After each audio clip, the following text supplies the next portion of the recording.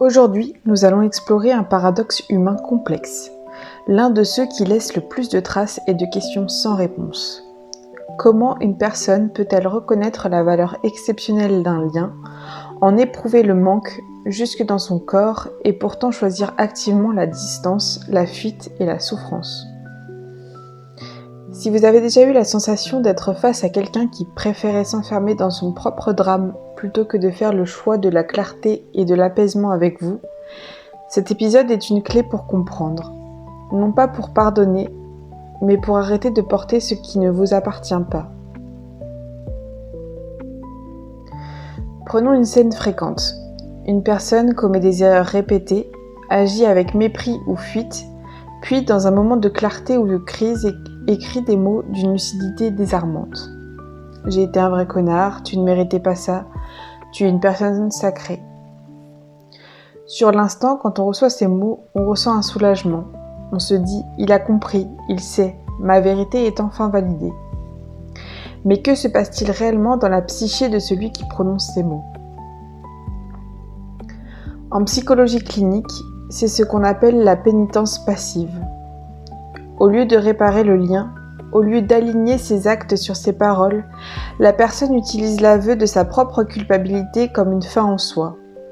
Elle s'auto-condamne pour s'éviter l'effort de la transformation. Le raisonnement inconscient est le suivant. Si je reconnais ma monstruosité, si je souffre de mes propres actes, alors je paye déjà ma dette. C'est un piège redoutable. La culpabilité prend la place de la responsabilité. Souffrir devient sa monnaie de compensation morale. Et en restant bloqué dans ce rôle de coupable lucide, il s'octroie, paradoxalement, une excuse parfaite pour ne jamais passer à l'action. Le deuxième mécanisme est encore plus insidieux. C'est l'art de placer l'autre sur un piédestal. Entendre quelqu'un nous dire que l'on est une personne sacrée, à part ou trop bien pour lui, ressemble au plus pur des compliments. Mais dans le cadre d'un attachement évité, cette sacralisation est une stratégie de défense majeure. Pourquoi ? Parce qu'en qualifiant l'autre de sacré, on crée immédiatement une distance infranchissable. On se construit un narratif confortable. Cette personne est tellement au-dessus de moi que je ne serai jamais à la hauteur. Donc, en m'éloignant, je ne fais pas preuve de lâcheté, je la protège de moi-même. C'est une distorsion cognitive puissante. La personne transforme sa propre incapacité à s'engager en un acte d'altruisme déguisé. S'estimer indigne permet de fuir avec le sentiment du devoir accompli, tout en gardant une image d'Épinal d'un amour impossible mais magnifique. Mais la question centrale demeure. Pourquoi préférer la souffrance au bonheur ? Pourquoi quelqu'un se forcerait-il à vivre dans le regret, à exprimer sa détresse à des proches ou à somatiser son chagrin, plutôt que de tenter la relation ? La réponse réside dans la gestion de la peur et du contrôle. Pour un profil anxieux ou évitement insécure, un amour d'une grande intensité n'est pas vécu comme une promesse de sécurité. Il est vécu comme un vertige, une menace d'anéantissement du contrôle qu'il a mis des années à bâtir. L'engagement réel exige d'être vulnérable, de faire tomber les masques, d'accepter l'inconnu et le risque d'élever son niveau de maturité.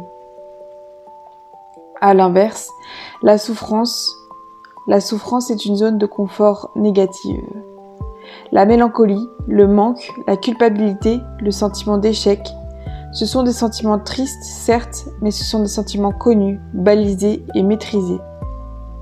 La personne sait comment naviguer dans sa propre peine.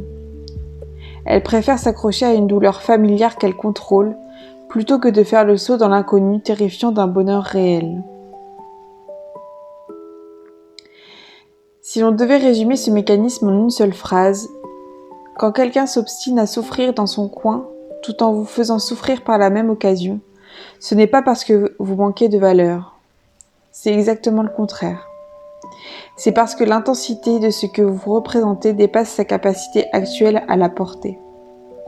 Il choisit la souffrance comme un refuge, parce que la résolution exigerait un courage qu'il n'a pas encore développé. et vous ne pouvez pas être le chantier d'une personne qui préfère contempler ses ruines plutôt que de construire.